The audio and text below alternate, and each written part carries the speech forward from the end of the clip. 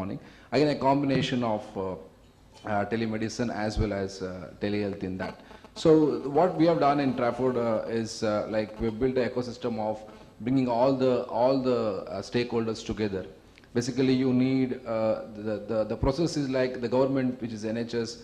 They have something called a care commissioning group. So they have set up a policy where you can enroll patients into that telehealth as a facility for certain patients. So that enrollment can happen through a referral, through a GP, or through an hospital as a post-op.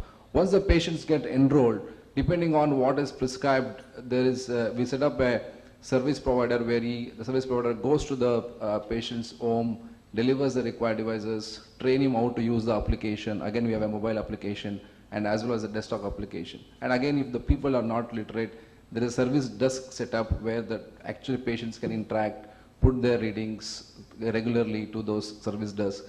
And the clinical triaging is actually managed by the NHS themselves. So if there is a results abnormal, like example morning we saw like the results which should be taken for warfarin, you need to do that. Such cases can be done without actually patients coming to the hospital. So the entire what you call for, and the clinical triaging is done by them, and the patient needs further care, then the patient is advised to go to the hospital.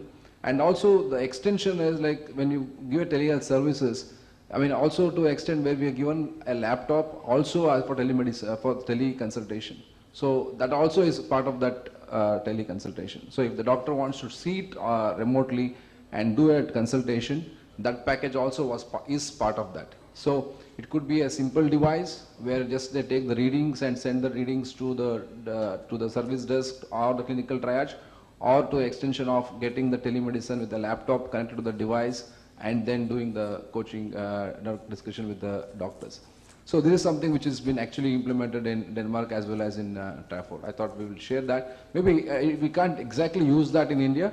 Maybe the private sectors can actually adopt it more quicker to give this as additional package to the patients, post-discharge, additional home care services. I think from doing it for the larger public, I think again we need to work out, see how the service model, like one guy can take responsibility, taking the enrollment of patients, and then taking that entire journey of treating the patients. So this is what I wanted to share on our experience. Yeah. Thank you, Chandrasekhar. Now I think it's open forum where you want to ask questions from people around, or you want to share something that you have. So we have 15 minutes before tea, then we'll break for tea, and then we'll reconvene for this discussion. And at 4:30, Bakul Patel will address about digital health, the global perspective, how India and US can collaborate. And he's speaking in his official capacity as the Assistant Director for Digital Health, US FDA. So this is how it's going to be. So it's open to all. But just make sure that one person speaks. Can I speak? Thank you.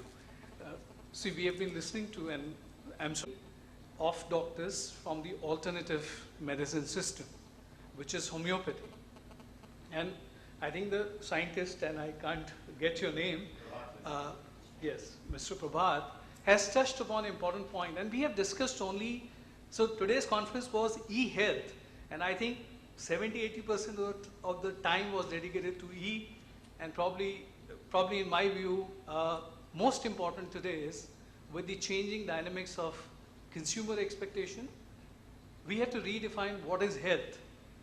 Now, health is not something which can be only administered when the patient or the person reaches the hospital. Health is much beyond that, and I come from a consumer background. The expectation of the people the world over is changing from, let's say, illness to wellness, and so much has been already in the domain. So when we are redefining, when we are creating a framework of health, the secretary is here and many experts are here. I think first we have to redefine what is health. And also, Prabhat has touched upon the importance of integrating various systems of medicine. I know we are tuned to one system of medicine. Probably we have a lot of value in incorporating the other system of medicines. I'm not here to plead for homeopathy or X system of medicine, but there is a value for integrating different systems of medicines. And you have got, we all the time talk about that there are only 500,000 doctors. Now there are another 500,000 doctors which are equally qualified. Now there is no, and I was talking to the secretary and he said the government has created a different ministry now. And probably we feel that it should be all part of the Ministry of Health.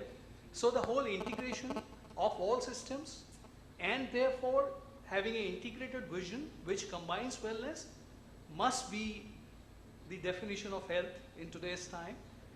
Just wanted to tell you about E-Part. Dr. Batras today runs about 190 clinics in about 100 cities in India, 3 in UAE and 2 in London. And we run something called a cyber clinic for the last 15 years, or maybe more, because it started sometime in 1995. And we must have consulted about 200,000 patients from 100 countries in the last 15 years. And electronic records of the patients are being maintained for the last 15 years with us. So all our doctors, which are 400 in number, across 190 clinics, are recommending or prescribing, on a system.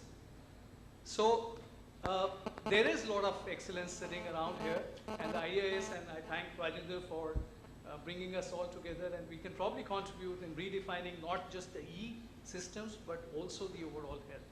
Thank you. Thanks so much.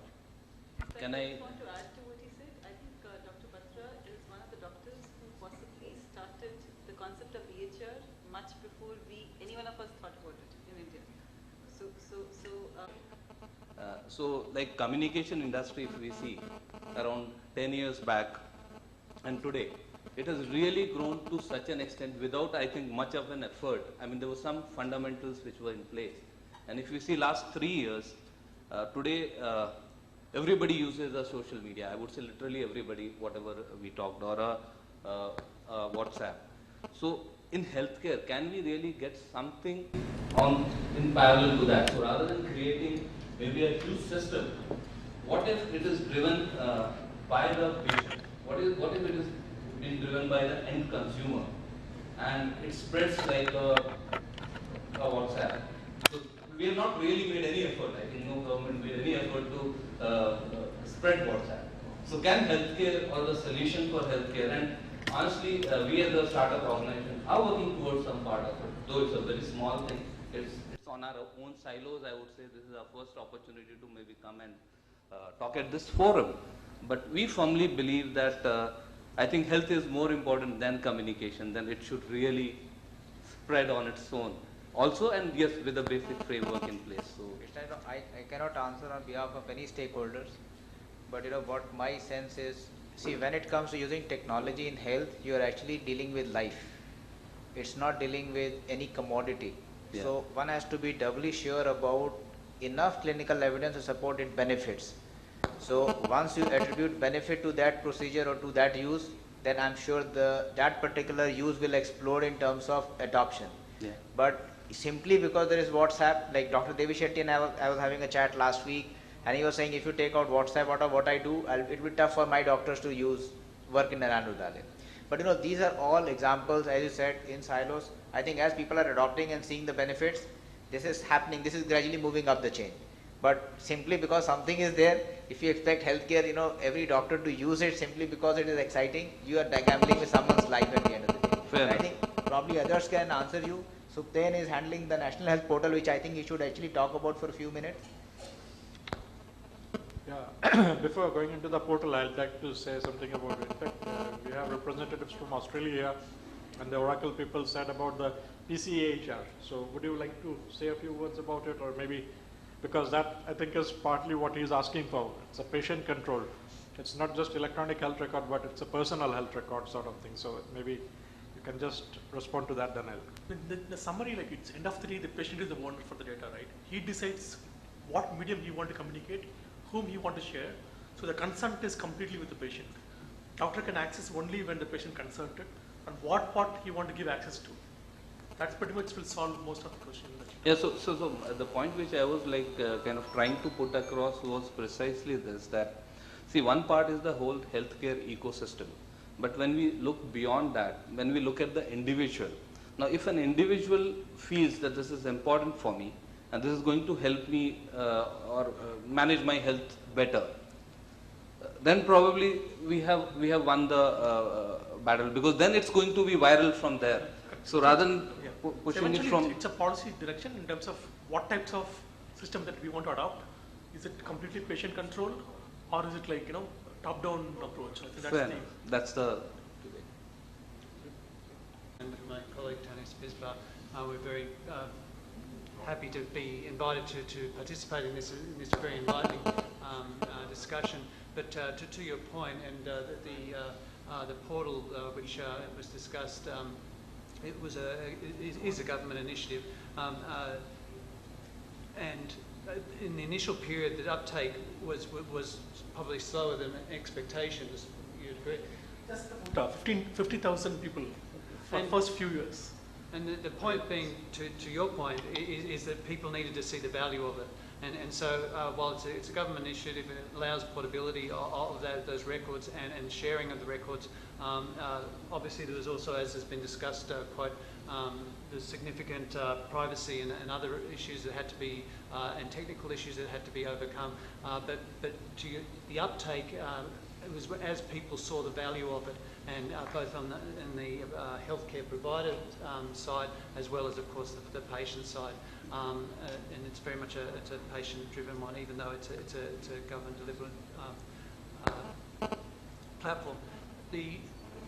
Just to link into that, though, is one of the things, and one of the clear areas that why we're interested in being here is looking at the sort of forms of collaboration between Australia and India in healthcare and also in e-health, because we think that actually in a lot of ways there's even though very different countries and with quite different challenges in a lot of ways, there's many analogies as well in terms of a federal-state split.